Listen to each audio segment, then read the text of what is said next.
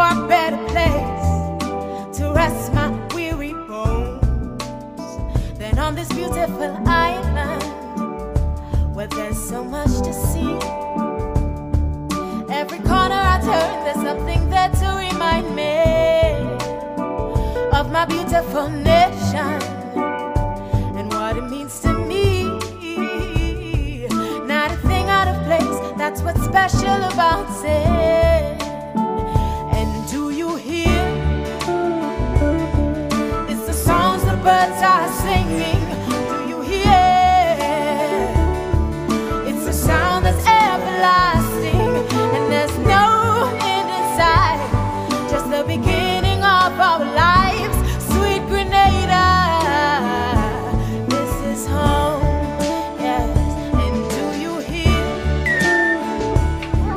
It's the songs the birds are singing. Do you hear?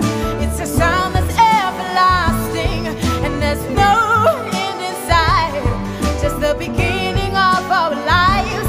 Sweet Grenada, this is home, home, home. Sweet Grenada, yeah, this is home.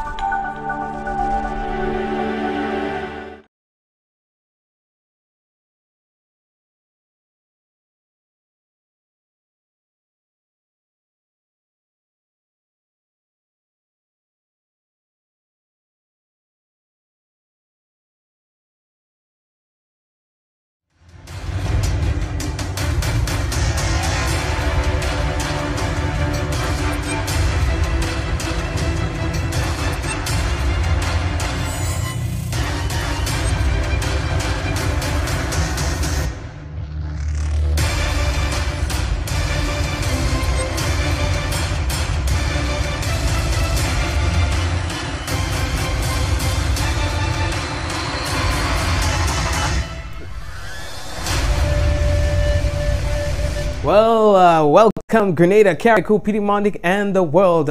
We'd like to welcome you to another Mikey Live program. I am your host, Mikey Hutchinson. People, this is where it all happens. And now we are talking about the good. We are talking about the bad. And we are also talking about the Mikey. Now, I have to let you know that it's always a pleasure, you know. I get excited every day, every night when we have to come on the program and tell you what's happening in the country. So people, let's tell you what's going on, boy. Let's tell you what's going on, because there's a real thing happening. You know what I mean? In the headlines, here's what. Police, they are investigating an accident that happened today. This morning, in fact, at Fontenoy. We'll talk to you about that. Bus caught fire while awaiting passengers. Man who was lost at sea for 2 weeks, held by Grenada police. National Secondary School games tomorrow, and children are free. Ticket prices to go up for Buju show. We'll talk to you about that. And student wins the $10 million lottery in Trinidad and Tobago, boy. And after years of abuse, a cancer-stricken woman was beaten and strangled to death in Trinidad and Tobago. So we have that and more to tell you about when we come back, folks. We want to remind you that the headlines was brought to you through the kind compliments of Duty Free Caribbean and Colombian Emeralds International and WPG10 as well. Folks, we'd like to encourage you to share the program. As usual, we tell you that when you share the program, that is how other people get to know that we are live. That's how other people get involved. You understand? That's how other people get to see the business. So all you share the business. In fact, your ratings go up in terms of the stars and so on that Facebook rewards you with whenever you're actively sharing, commenting, and things like that. All right, folks? So, folks, we're coming back. And listen, when we come back, It gonna be real news in all the lily lolo. So brace all yourself. I see trees of green, red roses too. I see them bloom for me and you. I see friends shaking hands, saying, how do you do? They're really saying, I love you. What a wonderful world.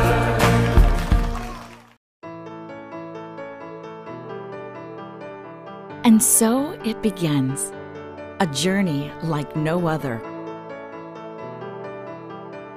Jungles so lush, they make emeralds jealous.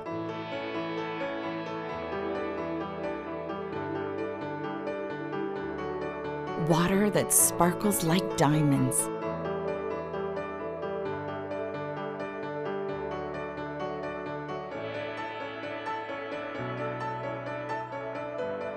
Mountains with more facets than precious gems.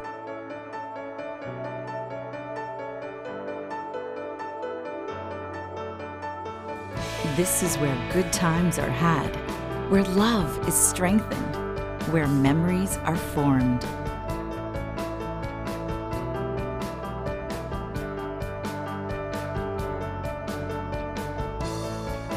And when it all comes to an end, bring home something that will never fade. Colombian Emeralds International. Bring home more than a memory.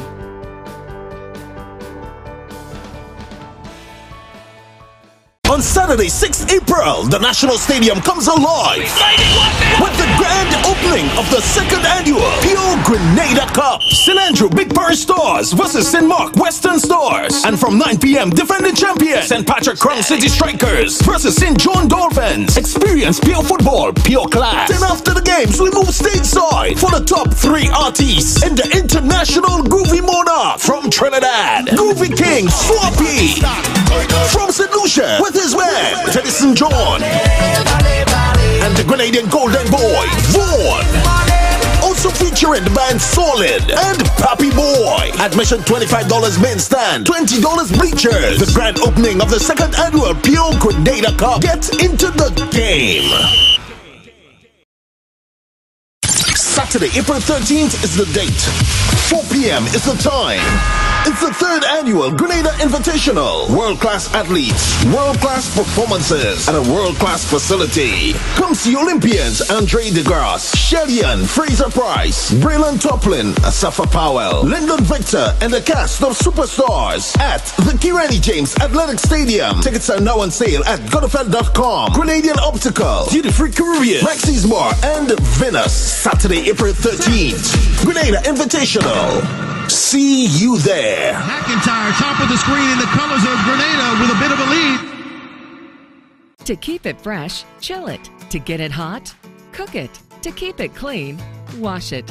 Do all that and more with top brand appliances from Quartz. Try that recipe on a new stove. Keep those fruit bowls chilled in the latest design fridge. Get laundry done with a brand new washer and dryer combo. Purchase any Whirlpool product and get a chance to win $8,000. Shop with Quartz Ready Finance and pay nothing until June. Only at Quartz, bringing value home.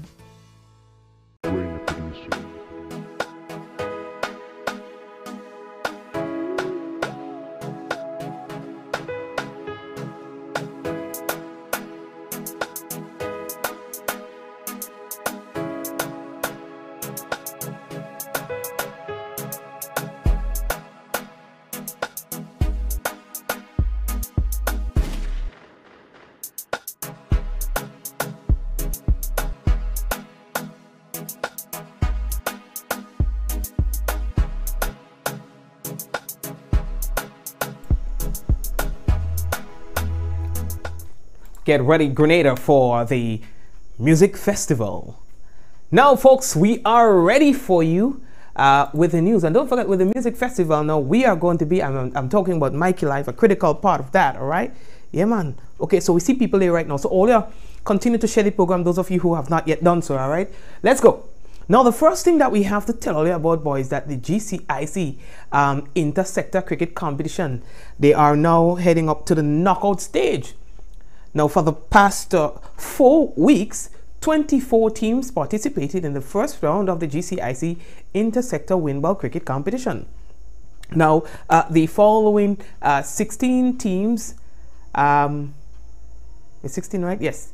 They have fought and have advanced to the knockout stage of the competition, which commences, or it commenced today, in fact, all right, at the Monouch playing field. So in Zone A, we had Adrian Gabriel Construction, Police, Glenelg, and SGU. In Zone B, we had Nawasa, Huggins, Pacers, Dodgy, Blazers, and Hubbards. In Zone C, we had Teachers, CCS Strikers, Communal Credit Union, and Sandals. Zone D, we had M&N Hardware, Latouche Interior, Airport Authority, and Prisons.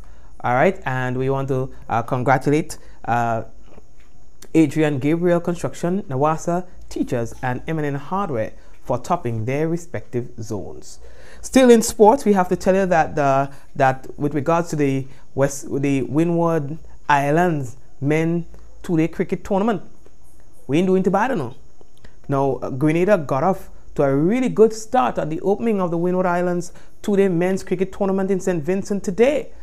Now, playing against Dominica, the Grenadian bowlers, they were on point. People, they annihilated them, boy. Winning the toss and taking first strike, Dominica folded for 122 runs. Most of the damage was done by Imran Joseph, 5 for 18 runs, 5 wickets, for 18.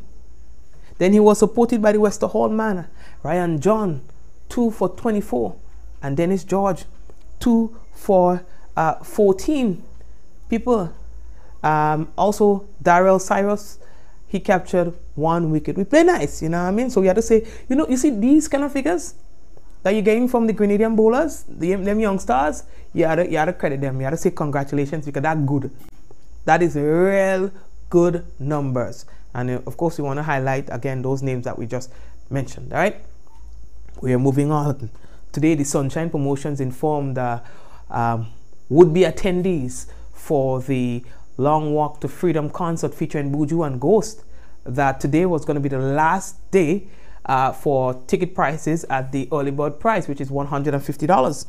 Now, at the end of the day, tickets will be sold now for $175 for the concert. They also wanted to inform that all VIP tickets, both online and they had copies, they have been sold out. You understand? So papayo, like the thing go big. All right, so please be guided accordingly.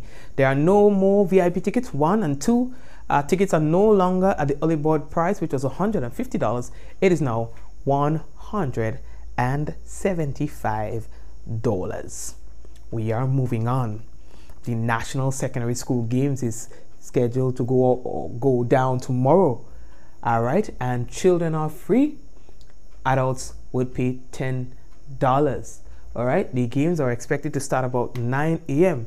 Now, the meet, which is the end product of 4 zonal meets, will feature athletes with the 2 best times in each zone in the competition on that day. All races on the day will be final races. All right, at a recent post-cabinet briefing that was held on Tuesday, we had the Minister for Education, Honorable Emmeline Pear, explaining how the day is going to go down. On Friday at 9 a.m., we anticipate that we will be having a start at the stadium, and we will be having a start with the field events. As you know, the zonal meets, except with the case of Karakou, did not give an opportunity for the field events. And so the athletes who are interested are coming to the stadium to do both the preliminaries and finals in that regard.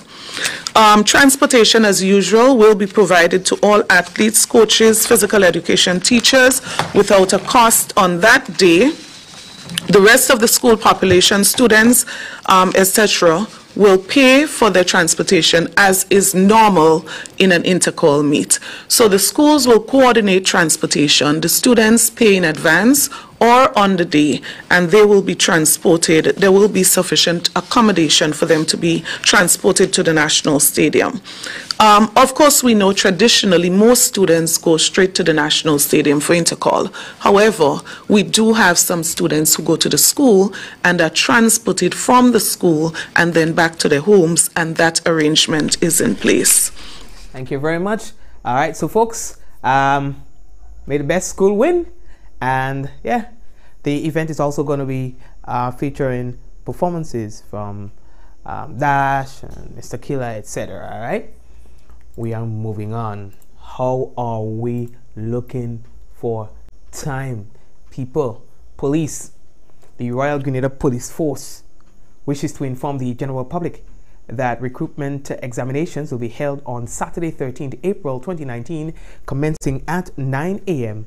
at the following venues: St. Andrew Anglican Secondary School SAS Telescope, St. George the Grenada Boys Secondary School GBSS Canteen, St. John the St. Rose Modern Secondary School and in Carriacou, and the Petit Martinique Hillsborough Secondary School. Age requirement: you must be between the ages of 19 and 35. Height: women 5 feet 4 inches and men 5 feet 7 inches. Please note that persons who were unsuccessful in previous examinations can also resit the exams. Persons, you are encouraged to be there at least half an hour before the start of the exams, and you're also kindly asked to walk with a snack, light refreshment, pen and pencils. All right, good. Only the next thing that we have to tell you about, the Grenada under 16 netball team remains under the grind in the regional Jane Pair tournament happening in Antigua and Barbuda. Now, last night's game, we lost. Grenada lost, and it's not looking good for us. But anyway, I mean, still I didn't encourage them. Barbados beat Grenada 37 goals to 9. 8-1 in the first quarter, 22-5 in the second, and 29-5 in the third. In other games, Trinidad and Tobago continued its unbeaten run at the advantage in Antigua and Barbuda, 45-14. All right. Now, as the situation stands, Grenada is currently, I think the last game that they played was game 6. All right. And so we still have to wish them all the best, whether they come out victorious or not. Behave very good. Whether they come out victorious or not, we still have to respect them and congratulating them for representing Grenada in the manner that they did. It's not easy at all, you know what I mean? No, it's not easy. So all you take all the time with them, right? Good. How are we looking for time? How are we looking for time? All right, let's see where we're going again now. Okay. I see we have some newcomers on the program. We want to say big up to the newcomers on the program, all right? All the newcomers, the people who are here for the first time, I see you there. So big up to your whole self. People, the next thing that we have to tell all this news from Carriacou, Hassani Bullen and Jesmond Emmons. All right? Both from the sister Isle of Carriacou. They are amongst the 12 Grenadians selected for the 2019-2020 scholarship by the People's Republic of China in collaboration with the government of Grenada. The scholarship offers Grenadian nationals the opportunity to pursue undergraduate studies, master's programs, and doctoral programs in their desired area of study at their university of choice in China. Now, at a meeting held at the Ministry of Carriacou and Petit Martinique Affairs and Local Government, Minister Stewart pondered upon the importance of an education and encouraged them to make the best use of it.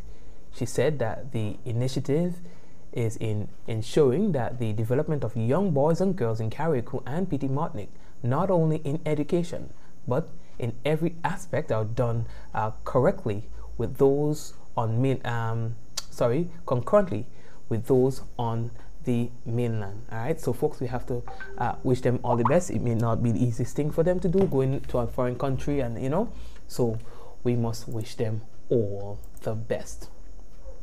We are moving on. Now, the next thing we have to tell you about, boy, police, they are investigating an accident or a crash that would have happened this morning, boy, in the Fontenoy area. What's the circumstances leading to that? We can all speculate, as we always do.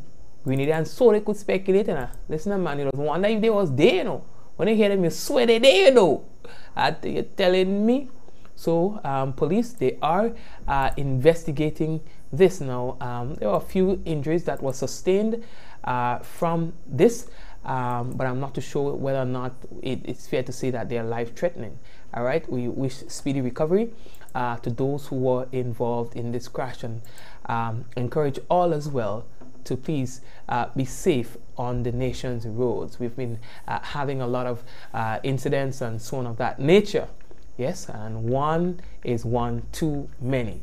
Again, so we encourage all to be safe when plying the nation's road. This crash involved a passenger bus and a private transportation. There are a lot of, like I said, a lot of speculations in terms of what led to this crash. But of course, we don't participate in that sort of discussion here on the program.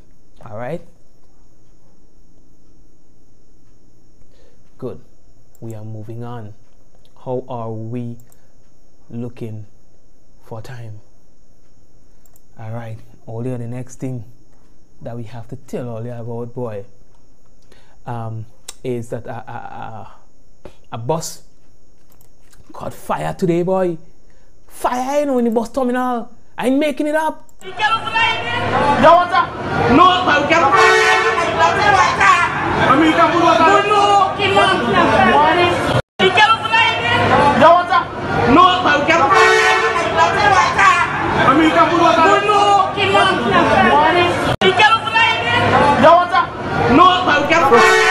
What really happened that caused this bus to catch fire again? Well, we don't know.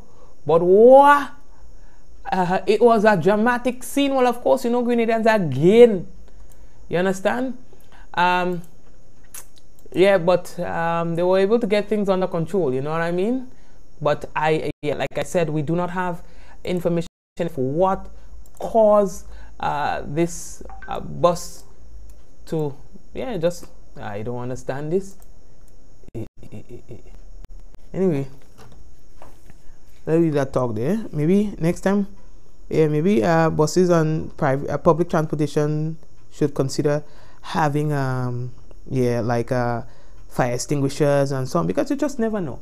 You understand? You just never know. May not be for your use, but even to help somebody else. Yeah. So probably that is something that we need to start thinking about too. Yeah, but wow, boy. Once you can't wet it, you can't wet it. And then again, we have to start educating our people, in terms of what we can and cannot do, or should or shouldn't do in situations like these. I hear a man saying it's not an electrical fire, so you're going to get shocked.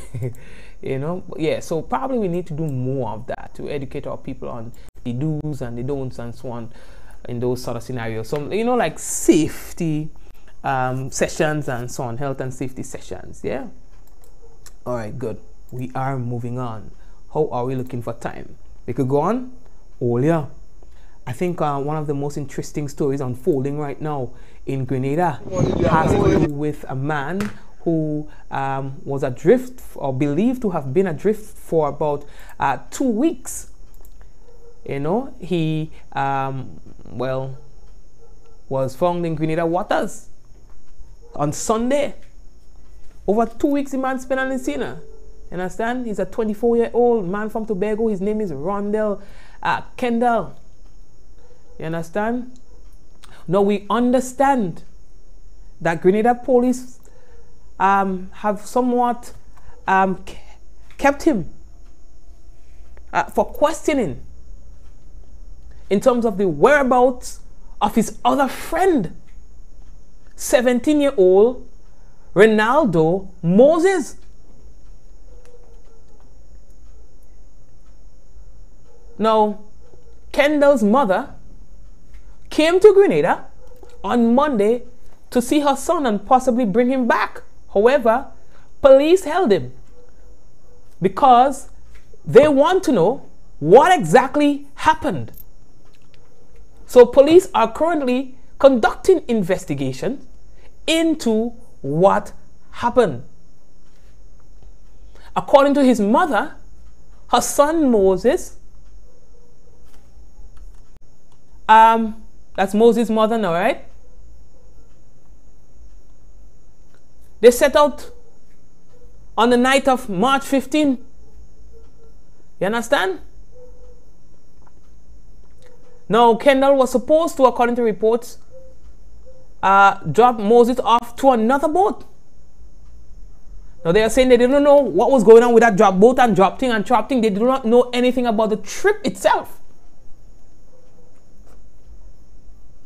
Now, according to story told by Kendall, the man who was rescued here in Grenada, their GPS navigation malfunctioned shortly after they left, and they could not find their way back to Tobago. So the mother said when her son did not come back home the following morning, she realized that probably something was wrong, and so she spoke to police about it in Tobago. And that is when Tobago police began a search together with the Coast Guard. Now, she said that her son told her that when the ration ran out, he and Moses, Kendall is the one who's alive, and Moses, the one who is missing, survived by drinking seawater and catching and eating raw fish. Raw fish. You understand? But according to reports,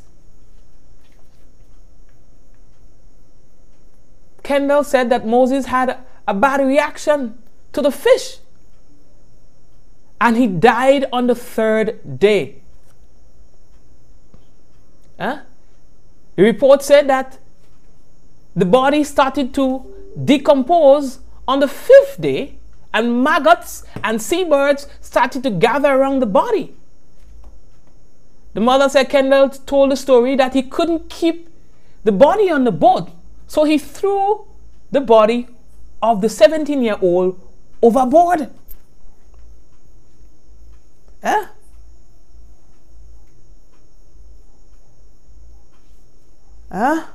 They say even said talk story about if you die, tell me mother this, you know. You understand? So after being rescued on Sunday, Kendall was taken to the Princess Alice Hospital, where he was treated for dehydration and discharged. They say after he was discharged, he was immediately taken to the Grenville police station. They say where investigators were somewhat skeptical over the story that he gave them. You understand? So let's see where this goes. Let's see where this goes, because it gets really interesting. Look at them Facebook detective now, they start. See, I'm telling all of them Facebook detective and them. You understand? Look at them Facebook. Anyway, so yes, people, they even complain about the treatment he get in Grenada at the hospital. They say, the mother said, well, when they release him now, he still had little boils and stuff on his skin. Alright, believed to have been based on having a body close to him and all the, you know. Interesting story. Interesting story. You understand?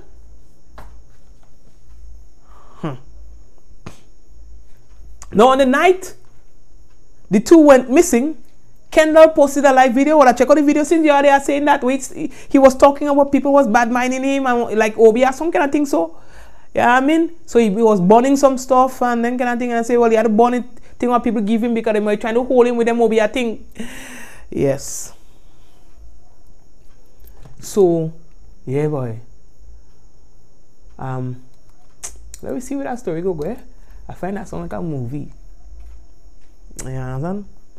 When Kendall arrived in Grenada, he was visibly disoriented and was unable to walk, as you would have seen in the video, by himself. He had to be assisted by police to walk into the police vehicle. You understand? So, yeah, Papa. Let's see where this one goes. I find I don't hear nobody talk much about it in Trinidad. Like them Trinidad media houses and them afraid to touch that story. I never see that yet. All the shady program you hear, Papa. Shady program. There are some people, they lie down in the bed and they put on the TV and they listening Mikey Live. They don't watching. Some of them just listening to the program. I will start to put up money on the screen. So I'll make sure they watch what's going on the program. Oh gosh. Oh yeah. Hear that piece. If I tell you a student win the lotto in Trinidad, boy, are you gonna believe me? A 20-year-old student has more than 10 million reasons to be happy. And if you ask me, more than 10 million reasons to forget stories, me, if I win lotto, me go and take I buy any teacher, I go win $10 million and go back in school. I do like Donald Trump. Oh God. Anyway, the young man is actually from East Trinidad.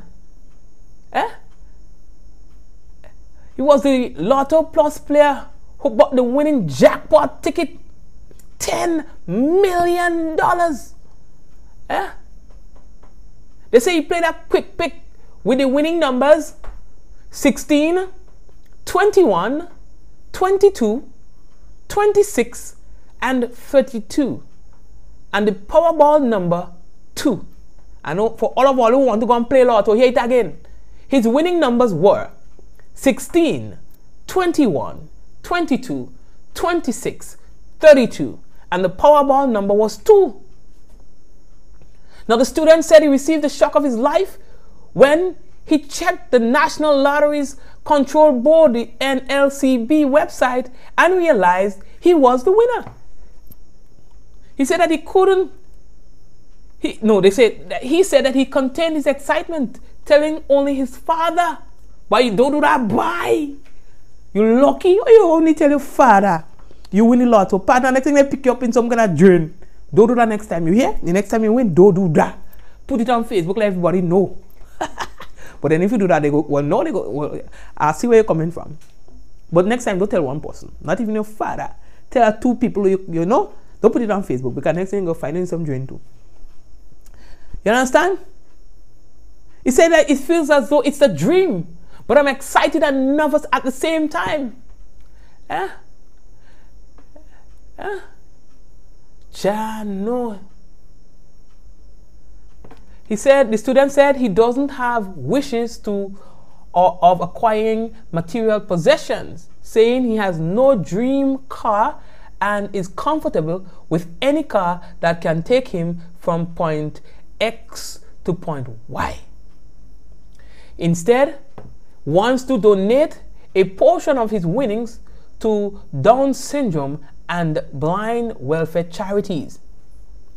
What? Partner, 20 years and you want to do that with your money? Well, yeah, you are sample. Well, anyway, congratulations. If you're looking for an accountant, I think I did a little POB in school. That should suffice. Oh gosh, I never heard that yet. Anyway, student win lotto and then still remain a student. Joke you make you with that one. All you listen to that story, and tell me what you find. Tell me what you find. Let me put a picture on all the screen for all you. Yeah, the person who lie down on the bed now running to see what picture I'm putting up on the screen. Think that's easy. Anyway, so let me just put a picture on the screen and then tell you that story here, right? I want you to see my face when I'm talking about that one. So this happened in Trinidad. A cancer-stricken woman was found beaten and strangled to death on Sunday in her home in Pinal, Trinidad. Now, an autopsy performed on the body of Alicia Ramnath 39, found that she died by manual strangulation and blunt force trauma to the head. Hold on, I don't get all emotional yet. Let me finish with the story first. All right, let me finish with the story first. Relatives say that she was diagnosed with bone cancer in November, December, January, February, March, April. All right? So she was diagnosed with bone cancer in November. Now, she had been in an abusive relationship for about 3 years. It gets worse. And had obtained a restraining order against a man last year. Hold on, let's put the pieces together. Now, according to relatives, that woman who had no children was seen fighting and quarreling continuously with a man in the village. The man would often beat her savagely. Let me say it again. The man would often beat her savagely, and the assaults were so common. This is not no storybook I telling you, that real thing. The assaults were so common that she was permanently disfigured, with cuts to her lips, crossed eyes, and sunken face. I ain't making it up, okay? I ain't making it up. So this is a woman who thought it necessary to remain in a relationship for 3 years, an abusive relationship. The abuse was so common that her body became disfigured from abuse. Lip cut up, face mash up. To be graphic. Hold on. According to reports, the family members, her family members, say that they have tried on many occasions to help her.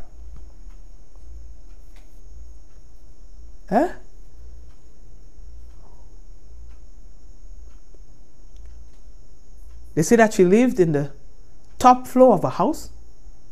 Her mother, a double amputee due to diabetes, lived on the ground floor with the victim's brother, who suffered with epilepsy. Now, upon news time, when we got the article, police were in search of the suspect, who is a father of 4. So he had children with somebody else. And so he come into this poor family. I mean, you just, because of the construct of the family, you can tell where they stand socially and economically, right? And wreak havoc on the poor family. But somehow she found it more rewarding to remain with him than to leave. Restraining order, having to put up with all this. I know it may not be easy all the time. I know sometimes it's easier said than done. But let me ask you this question. If she was alive today and we asked her, what would you prefer? Life or death? A hard life? But life or death? She would choose life. Careless of the circumstances. And so I'm saying this to say that it was only today. It was only today. I was in discussion with somebody about a young girl who sees it necessary to stalk a man who has no care for her. A man who has abused her over and over and over, and she pretty. She pretty like a rose. But somehow, she's so messed up in her head in terms of her self-esteem or something else, I don't know, that she feels that she has to, in what we would say in local terms, dog behind a man, in local terms, who don't want her. And the man beating her up. And so there might be somebody, you know, who's viewing the program now and probably listening to that story with a little tear in the eye, or you're feeling bad, or you can relate to what I'm saying. And so I'm driven to say to you that, where do you choose? A hard life, living with the possibility of living a hard life when you leave, or not? Probably you can get back on your feet again, or death. Which one would you choose? You know what I mean? You don't have to. You don't have to. Seriously, I know, but you don't have to, right? We're moving on. How are we looking for time? It's hard, I know it's hard. It's hard. But you don't have to. Alright? Now the next thing that we have to tell all you about, boy. How are we looking for time? Let's see. Them thing that throw me off, dread. Them thing that throw me off bad. You know what I mean? So sorry for the little distraction there, but there's a rights group, the Eastern Caribbean Alliance of Diversity and Equality. They are saying that St. Lucia's constitution continues to uphold laws that discriminate against marginalized populations. Now, they have been, according to reports, attempting to get a sit down with the government to discuss a revision of the burglary laws. And you know, when we talk about the burglary laws, what we're talking about, right? We want to go over to St. Lucia for a report. On this. Here's HTS on this. The Eastern Caribbean Alliance for Diversity and Equality (ECAD) has accused St. Lucia of failing to meet recommendations from the 2018 Heads of Commonwealth meeting in London to amend laws that equally protect every citizen. According to a press release by the Alliance, St. Lucia's constitution continues to discriminate against women, children, gays and lesbians, while it remains a member of the British Commonwealth, which has eliminated all laws which discriminate against the vulnerable. ECAD officials say Great Britain has sourced funding for the Equality and Justice Alliance to work with colonies to reform laws that promote an equal society. The release adds that girls still face discrimination in education, where patriarchal gender norms are reinforced and discourage women from venturing into STEM areas. The Alliance also claims that women are hampered by poverty, sexual harassment, violence and domestic abuse, which impact their ability to provide for their families. The organization also expressed concern with gay and lesbian youth who hide their identity out of fear for life and being bullied and later suffer, while those who are openly gay experience violence. The murder and suicide of 2 males who identified as gay this year has magnified the issue. ECAD also noted that discrimination against women, lesbians and gays affects local human rights groups who are accused of destroying the family unit. Officials continue to call on the government to update laws to help end discrimination and protect the vulnerable.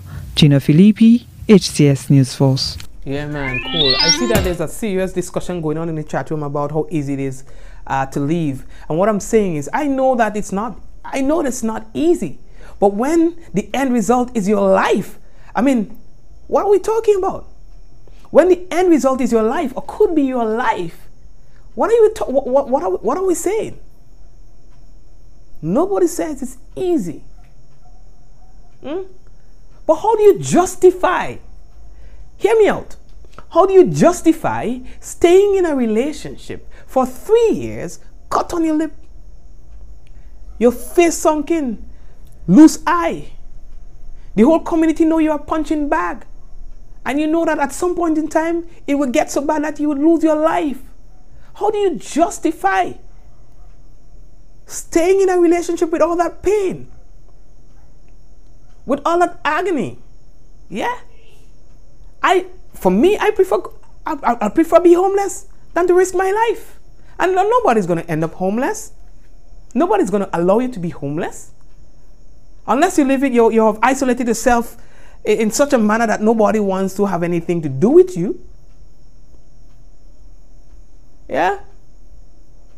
I know it's hard. Nobody says it's going to be easy. But when you start questioning whether or not he's going to kill you, then you know that this is the time that it has gone too far. And that it's time to move or make plans to move. You can't, I mean, seriously, and it becomes a cycle. Luckily, in this relationship, there was no children. But once children gets involved and they start seeing that, hey, then you have just created the cycle again, recreated the cycle, because that child is very likely to grow up abusing his or her wife, his or her girlfriend. You know?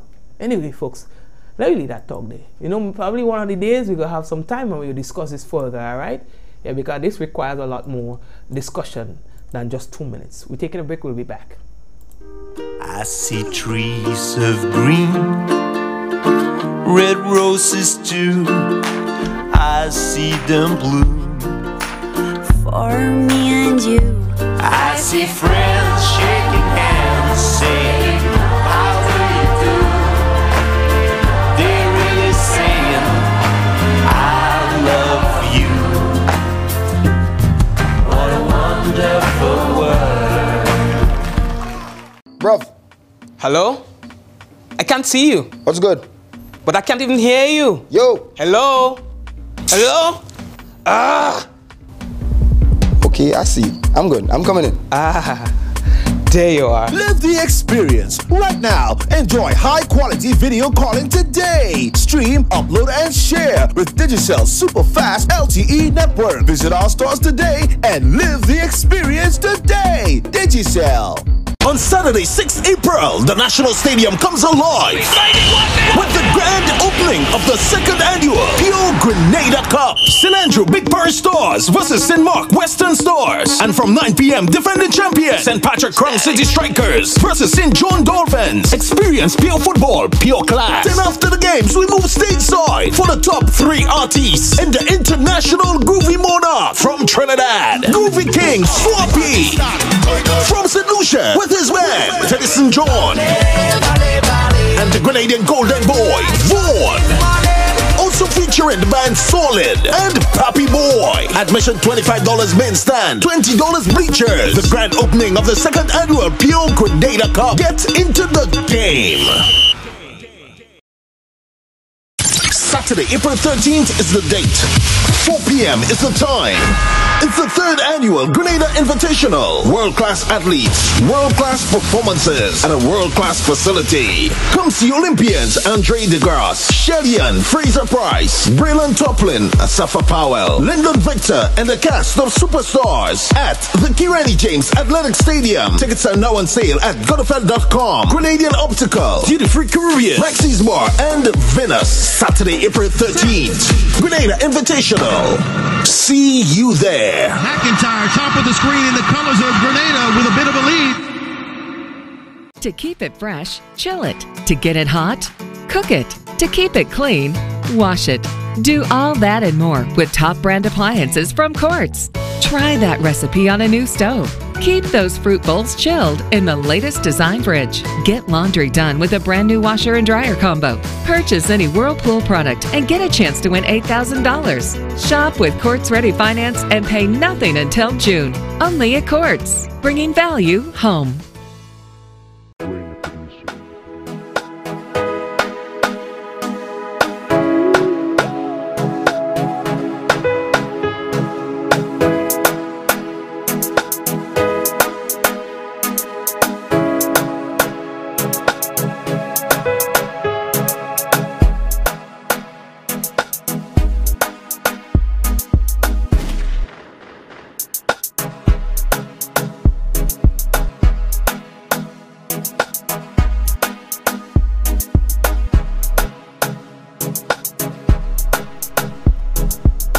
Yeah, that's right. Now that's an awesome one right there, folks. We have for you the national report.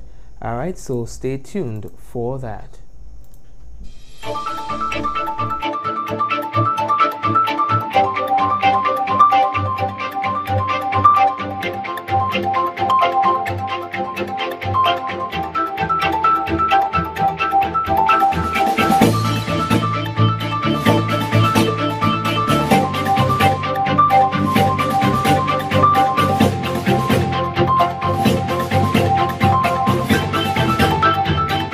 Grenada encouraged to forge ahead as best practice for anti-corruption efforts.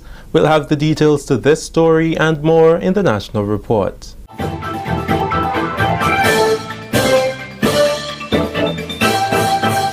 With the details to the news for Thursday, April 4th, I'm Delroy Luzon. The government of Grenada is being encouraged to forge ahead with anti-corruption efforts, especially since the country's Integrity Commission is being hailed as a best practice. Meeting with Prime Minister Dr. The Right Honorable Keith Mitchell on Wednesday, Dr. Raja Koranting of the Commonwealth Secretariat commended the anti-corruption initiatives taken by the government. Mr. Koranting noted that the Prime Minister has been a long-time advocate of anti-corruption initiatives. He recalled that even during his time in opposition, Dr. Mitchell voiced support for the establishment of the Office of the Integrity Commission, and since being re-elected, has continued to do so. Dr. Koranting, who recently won an International Anti-Corruption Award, said it is unfortunate that Grenada's anti-corruption efforts are not yet reflected in the Corruption Perception Index. Noting that data sets lag a couple years behind, he expressed optimism that the work being done would soon be reflected on the index. The Prime Minister expressed full agreement with this view. He noted too that the research should go beyond the conclusion drawn from the data to give more credibility to the collection process. Dr. Mitchell said, and I quote, "We have passed many laws, created several initiatives, and invested significant resources in anti-corruption, but we cannot seem to get the credit for what has been done and continues to be done. It is unfair and unfortunate, but we will not be discouraged. What we are doing is not merely for a score or a rating, it is for the future of this country," unquote. Just last week, the Office of the Integrity Commission hosted a senior leadership and management training program focusing on anti-corruption, where Dr. Koranting was the main presenter. He said the overall objective of any country in keeping corruption at bay is ensuring there is good governance. For this, he said all must be on board. Good governance is all-embracing. If a policeman does his work well, if immigration does their work well, if the public administration does their work well, what are you doing for your country? You are promoting good governance in your country. So that is the overall objective. And that's why we need to work together, because we don't have a limited myopic objective of just catching criminals. And so what? If you catch criminals, what have you done? You are promoting good governance. If you get people to pay their taxes, promoting good governance. If you can provide justice, you are promoting good governance. The Prime Minister cannot do all this work. That's why he appointed, the state has appointed all of us to do pieces of this universal set called good governance. So we should have that in mind, and that's why we have to collaborate. Civil society have a better role to play in promoting good governance. Waiting on government to hand out everything instead of taking a business approach and guarding your investment can guarantee you will not succeed. That warning from Mr. Elvis Moraine, Permanent Secretary in the Ministry of Agriculture, who was addressing participants at the first Northern Agricultural District Youth Symposium in St. Patrick on Thursday. Mr. Moraine says once people are serious about agriculture, they must do away with the mindset that government must provide them with everything.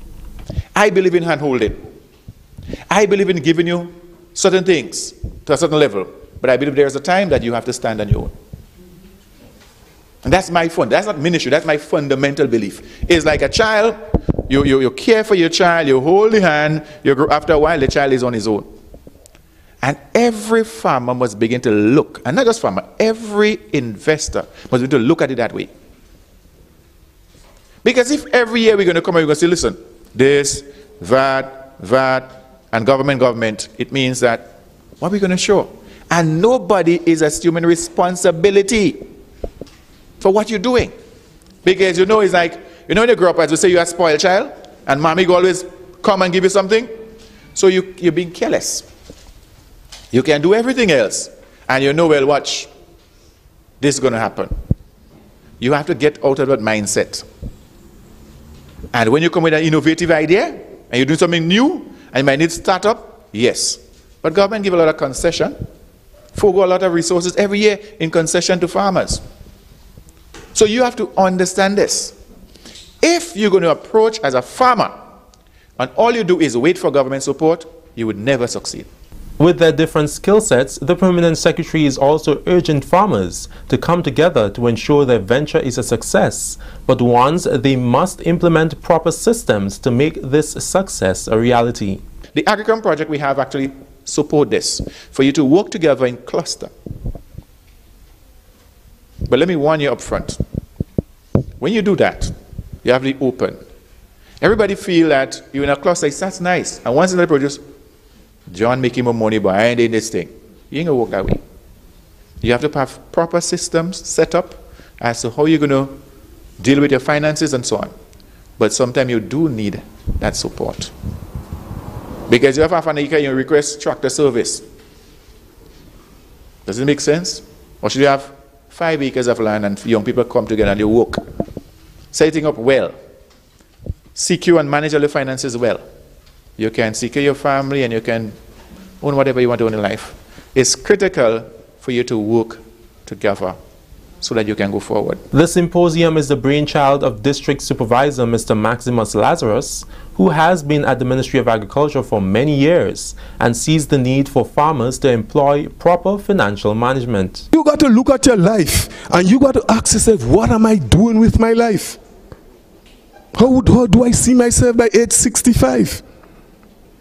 I always tell people, I'm from an agricultural background, and I know that when you sow, you reap later than you sow, but you also reap more than you sow. So look at the seeds you're sowing now, because whatever seeds you sow, it's going to bear. You're tuned in to the National Report. Stay with us. We'll have more news after the break.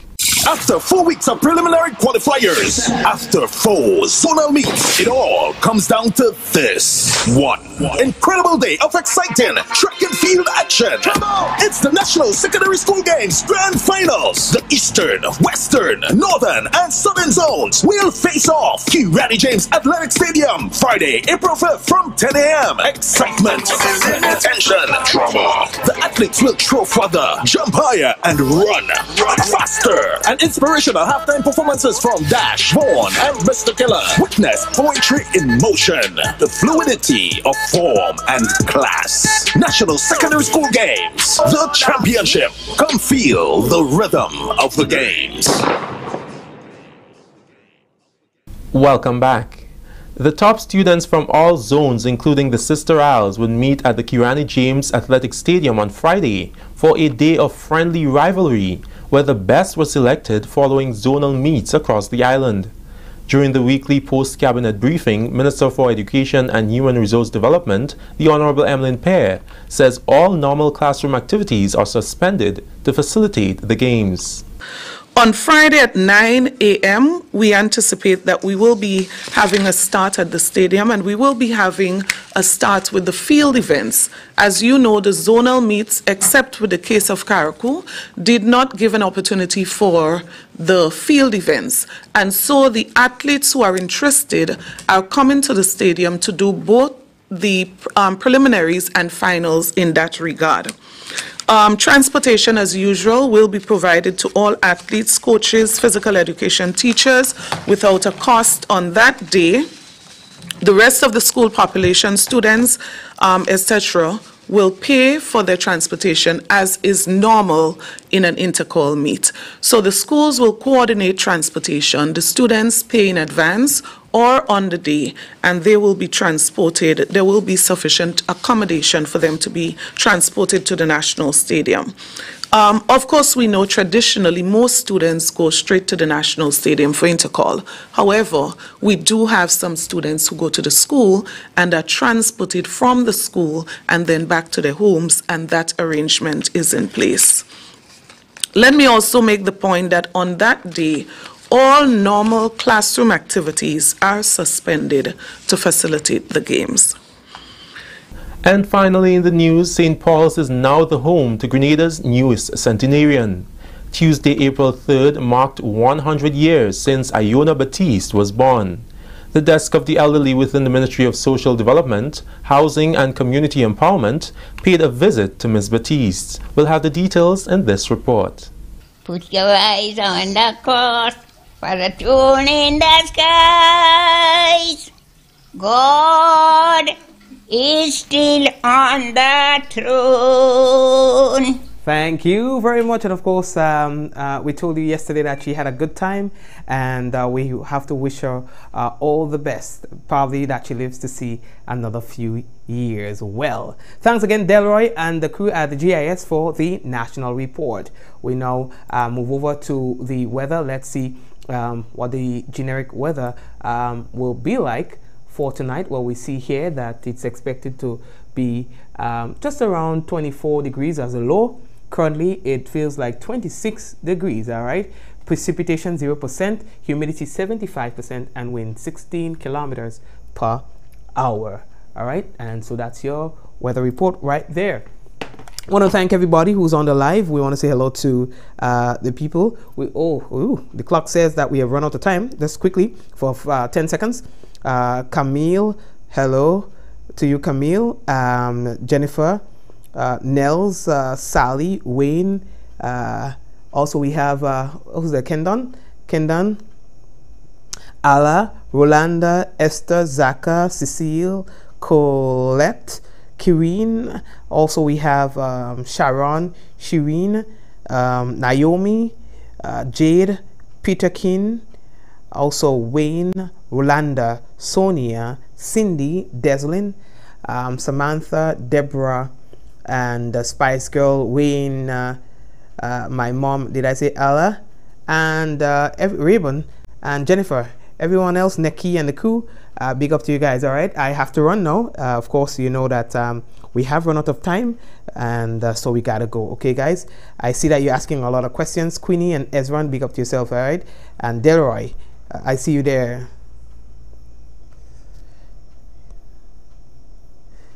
Yeah, Delroy, I see you while you're making friends. So, yeah, get familiar with the people. All right, Joycelyn and everyone else, thank you. And by the way, the people locked in on WPG10, we want to say thank you as well to you.